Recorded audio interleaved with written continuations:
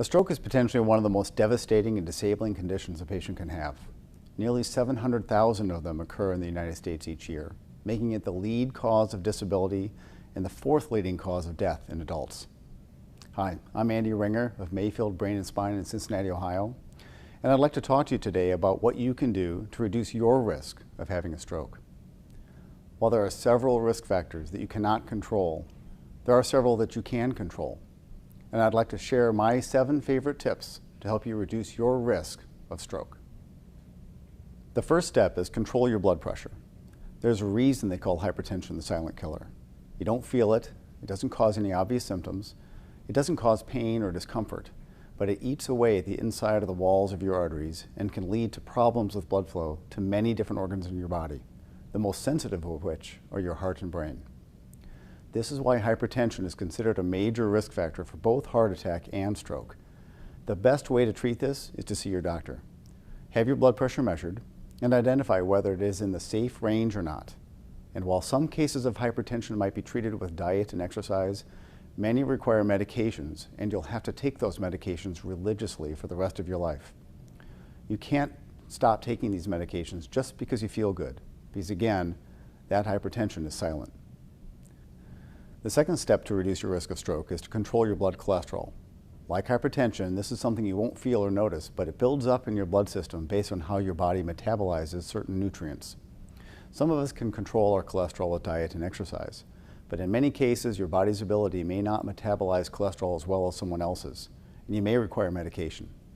Talk to your doctor about whether your cholesterol is in the safe range, and if not, what medications might help you keep it under control. A third way to reduce your risk of having a stroke is to control diabetes. Diabetes is a less common but very dangerous condition that can cause damage to the walls of the blood vessels that feed the blood flow to your brain and heart and other organs. Diabetic patients clearly have a higher risk of having a stroke, and controlling diabetes may reduce the damage to those blood vessels and reduce your risk of having a stroke significantly.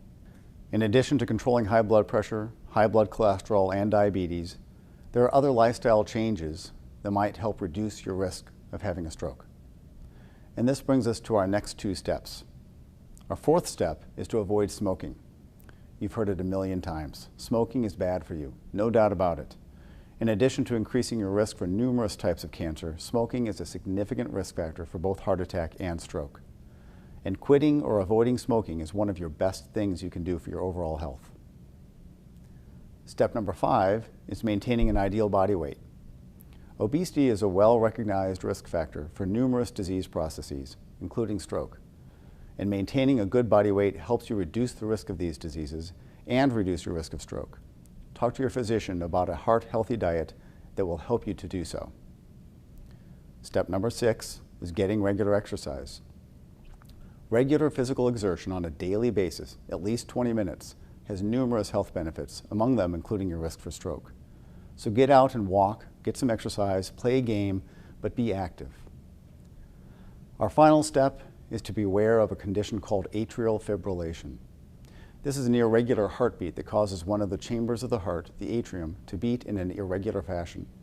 The result is that the blood flowing through this chamber does so in an irregular way, in a slow fashion, and may form blood clots on the inside wall of the heart. These blood clots, if they break free, can go through the arteries that feed the brain, plug them, and result in a stroke. You may have some symptoms from atrial fibrillation, such as a funny, fluttery feeling in your chest, but it may go unnoticed as well. So this is something you should have checked when you're seeing your doctor. While checking your blood pressure and your pulse, your physician can identify the irregularity in your heartbeat that is associated with atrial fibrillation and diagnose it with a heart test known as an electrocardiogram or an EKG. Patients with atrial fibrillation need to take a blood thinner, which is a medically proven way of reducing the risk of having a stroke from this condition. And finally, if despite of all these steps a stroke does happen, it's important to understand the signs and symptoms of stroke and what to do if you see them. We like to use the mnemonic FAST.